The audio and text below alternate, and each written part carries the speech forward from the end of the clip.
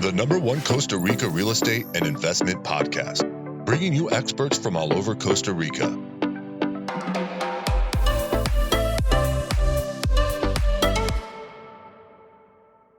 Good morning, guys, and welcome to episode 209 of Costa Rica Real Estate and Investments with me, your host, Richard Bexon. Today, we're going to be talking with Pablo Arias. We've had Pablo on the podcast before, but he's the owner of International Relocation Partner. He's also manages a Facebook group here as well.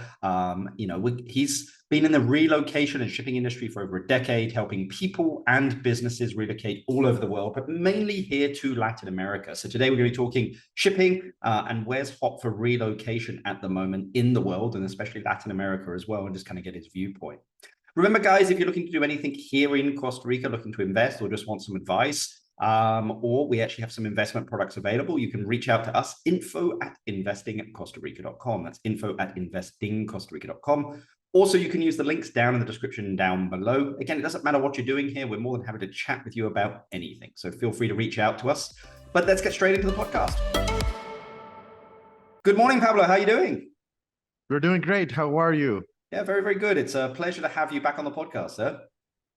Thank you. It's always a pleasure. It's always a pleasure. Not at all. Not at all. You guys do great work. So it's, are a wealth of information. So it's always good to get you on here and kind of share some of that with the listeners. Yeah, thank you. Thank you so much. I think the community back us up. Exactly. That's what I would say.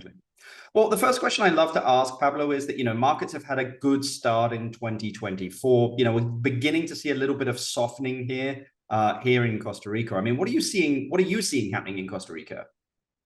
Okay, the data I have it doesn't mean everybody. So because not everybody is my customer base. Yep. Out of, let's say, 100% of the people who are looking to move or invest in Costa Rica, maybe only 5% of them are going to be my customers. Yep. I have seen, this is our personal thing, I have seen an increase on sales. Like in this quarter, we're selling more than last year.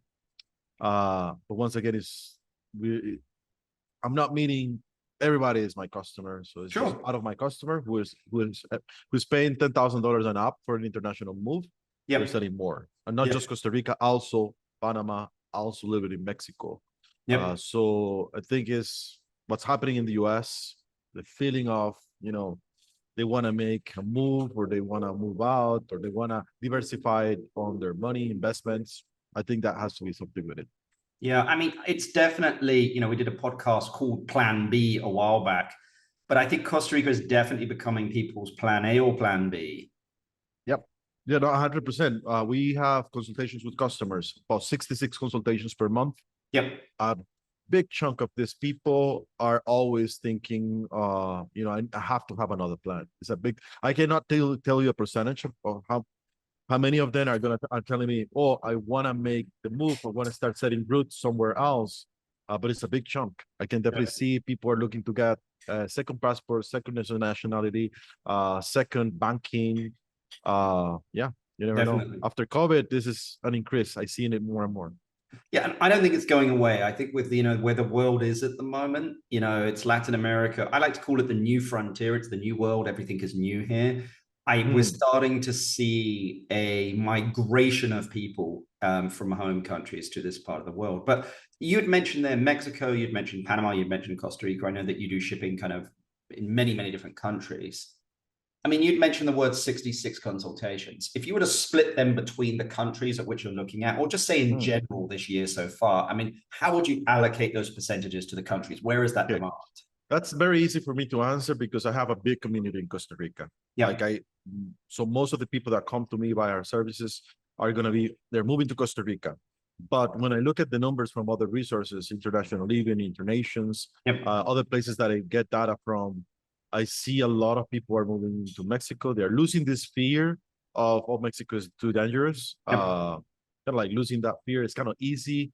It's an easier move in so many ways to do immigration into Mexico. Some people would say it's less expensive. So whoever comes to Costa Rica is definitely not just because of the money or not just because it's easy. There are other reasons why Costa Rica has a lot of advantages. So I would say Mexico is a big player. Costa Rica is a huge player. Panama is also a big player. That's what I have seen so far. There are other people, other players out there. Colombia, Uruguay. I think for taxation purposes, there is some tax incentives for Uruguay. Spain and Portugal. Portugal has been very popular over the last decade or so. It's I'll say an easier way for investors to get a European passport. So that's why Portugal has been easier, but it's like $400,000-$500,000 investment. So it's a big investment. It's not a little investment. That's what I have seen. Those are the top 5 places I've seen are getting requested. But you would say the majority of your business's still demand is for Costa Rica? Yeah, 100%. Okay. Yeah, I mean, look, I mean, you know, what is the country that you're seeing? You know, what's the next Costa Rica or what's the next Portugal in your opinion, Pablo? I mean, people are always looking for this. I'm just intrigued myself, but like, what do you think? This year, Colombia is starting to get in the list, in the top 10. And I visited Colombia early this year. It has everything. Colombia has everything, just like Costa Rica. Good place, good people, good food. Cost of living is better than Costa Rica.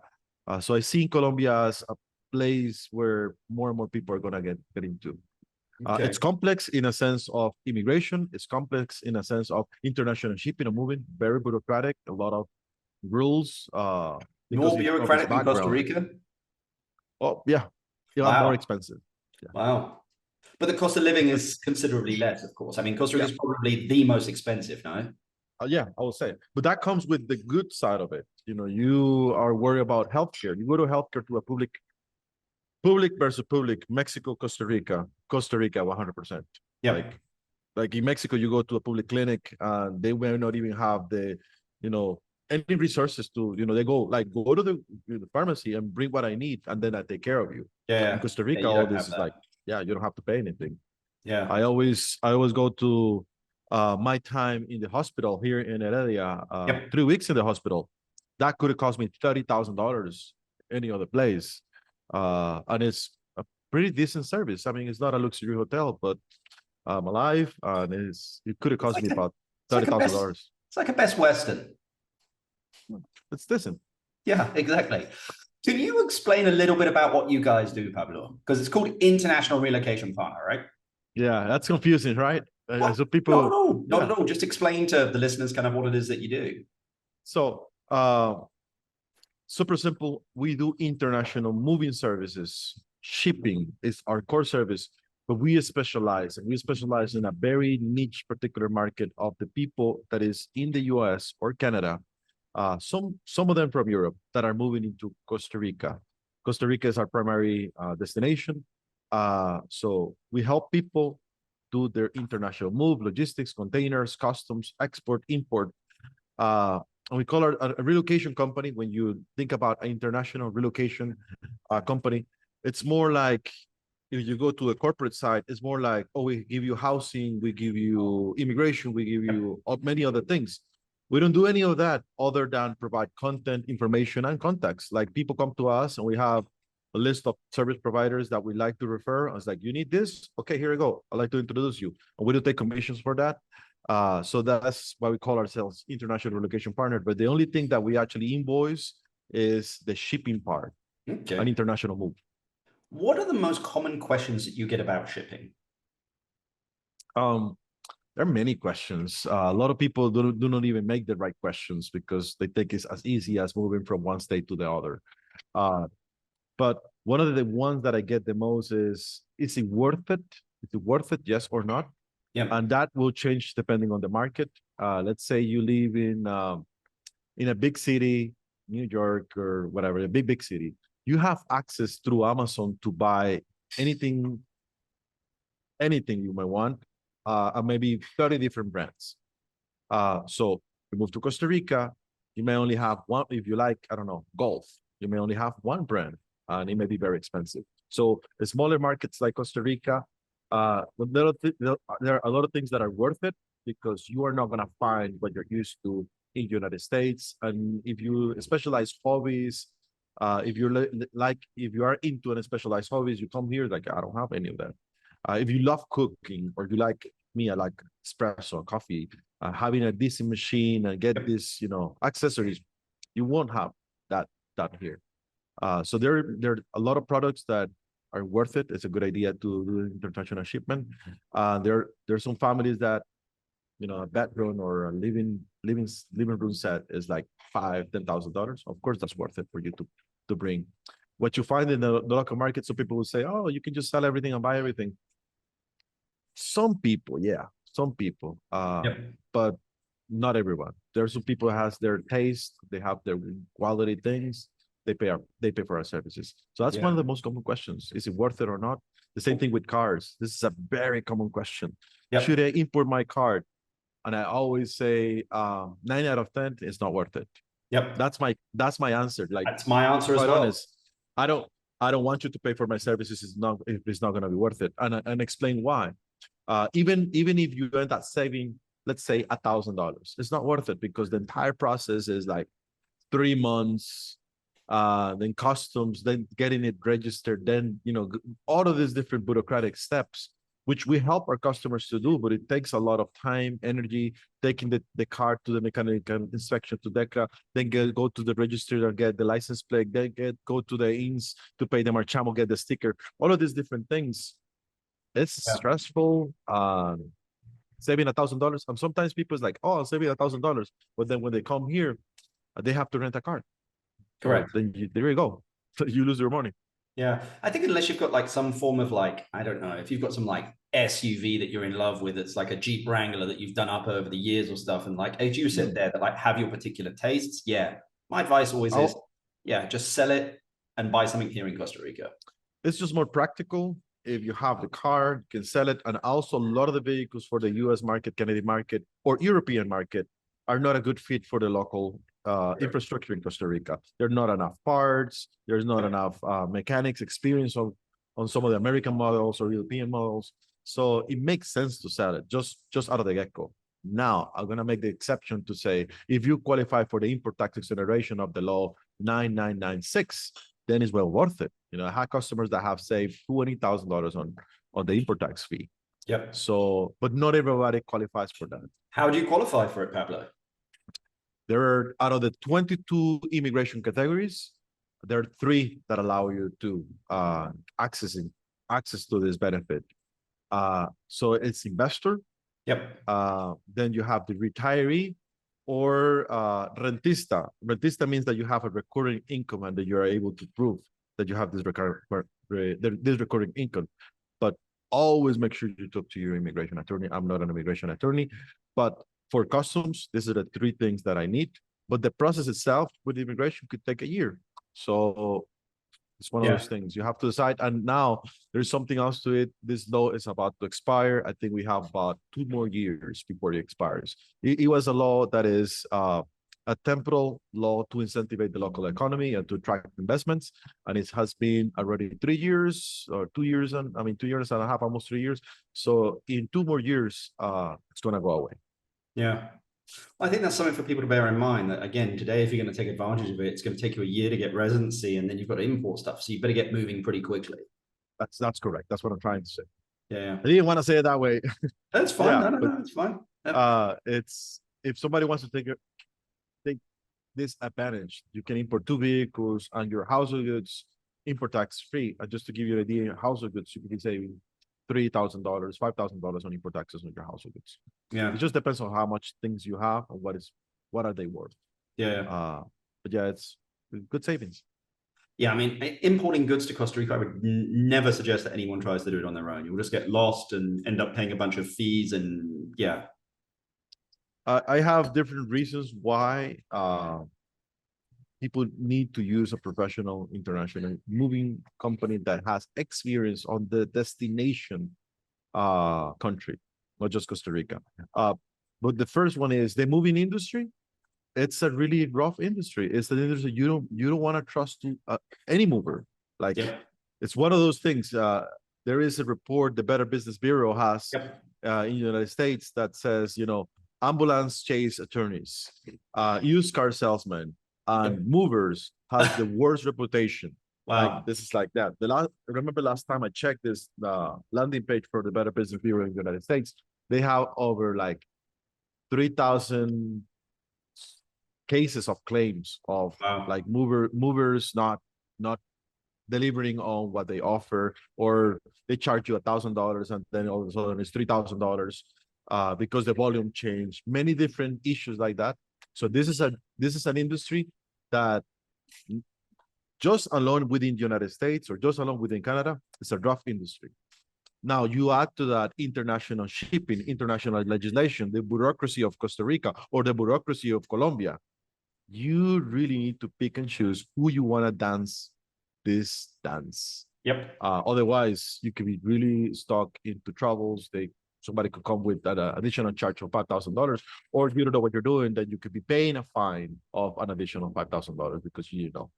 Yeah. Yeah. No, again, it's complicated. I mean, I think anything that touches government institutions in Costa Rica, seek out an expert, even in any Latin American country, you know. And I mean, just you saying it's even more complicated in Colombia, I think, yeah, as the less the country is used to people relocating to it, the more you're going to need an expert. So some countries are easy, so it's super easy. Mexico makes it fairly easy. Costa Rica tough. Panama easy. Colombia tough.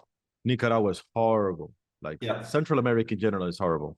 Yeah, I mean, a lot of people. I mean, you'd mentioned Colombia there. We mentioned Panama. We mentioned Costa Rica. How would you summarize the differences between the countries and what country is better for what type of people? That's a tough one. I often say, and I travel a lot. Last year, I had an apartment in Panama City. This year, I'm traveling every 2 months to Mexico, visiting different places to just to network and to build the business in Mexico. And my conclusion is, somebody came to Costa Rica, they fell in love with the Costa Rican, just like Mr. Beckson. Yeah, true. Yeah, right. Yeah. So somebody went into Mexico and they really like tacos. A lot of people make this decision based on things like that. Which country has less bureaucracy, Pablo, in general? Like of living? Panama has the least bureaucracy. Panama, well, Europe, of course, Portugal, Spain are going to be less. Panama, I think, is like even in immigration case in Panama, it's like 2 months. Okay. 2 months. Costa Rica, 1 year. The same thing with customs, shipping and customs. Costa Rica customs, to do it properly, like to do it the way you're supposed to by the law, takes a month.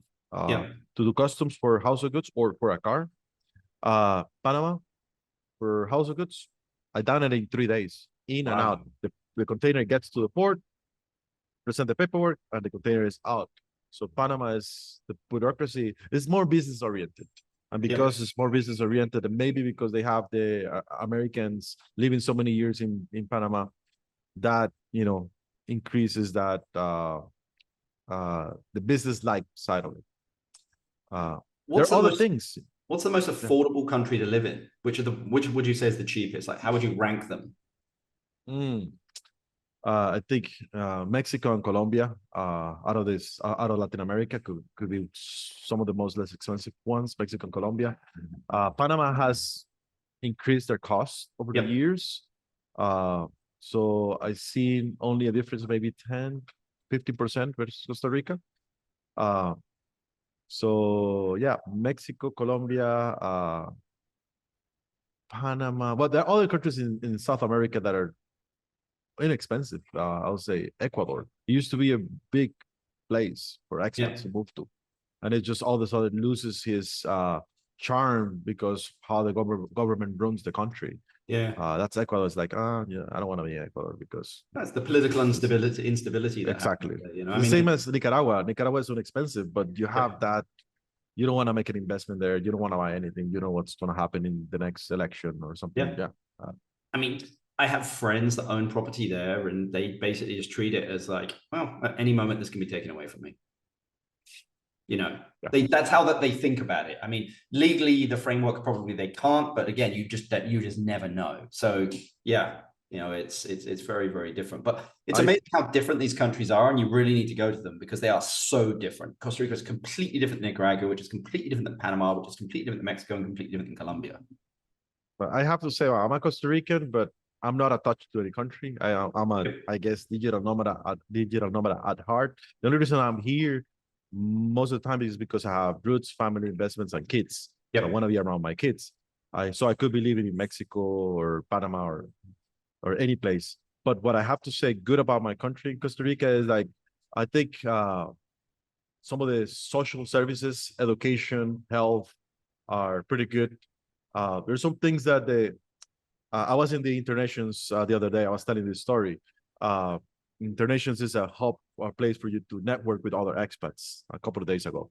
I was telling this story. Costa Rica has put an investment on education to educate the population in different ways. I remember when I was a kid, 10 years old, watching a cartoon telling me I need to be nice to the gringo.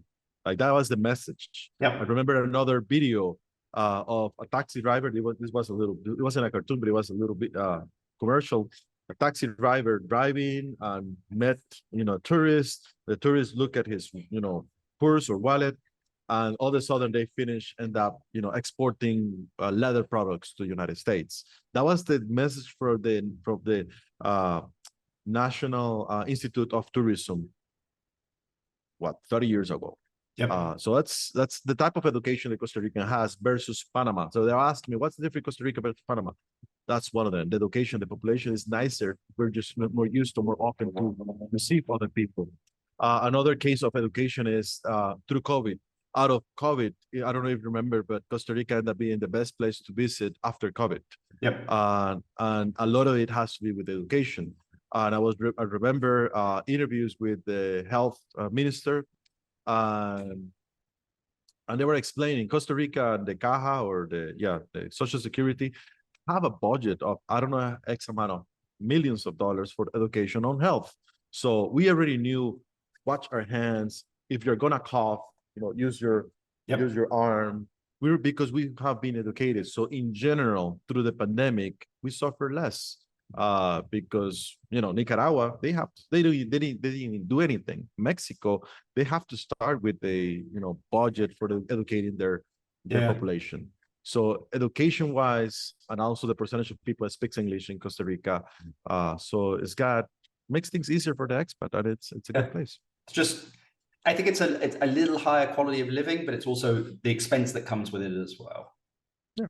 It's more of a mature destination.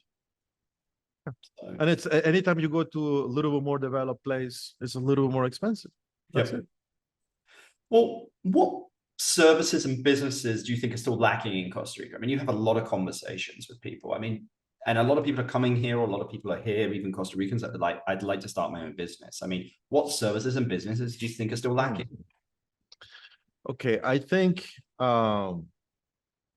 one that I'm interested, that I have researched a little bit, is self-storage units. Yep. I see in the Central Valley, there is an offering in the Central Valley, but if, let's say, you go to Coco, maybe one place, there's some areas but you don't have. Maybe Samara, there is very little.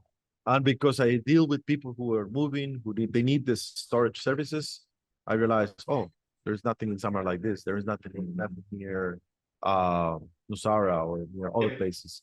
So I think I would not go very big, a lot of units, but it's an interesting business that is also in the real estate space. So therefore it's safe. So you have your money, tied in an asset that is safe, that has a demand. So that's, one of the businesses that I'm looking at. And it's also because the type of service I help expats. I mean, it's a service that a lot of them are used to use. They are used to hiring this type of service when they're moving or when they're in transition. Definitely. Well, maybe you've already answered this question, because it's my last question to you. If you inherited $500,000 and you had to invest it into a business or real estate in Costa Rica, what would you invest it in? I really like I really like real estate in general, so it's safe. Yep.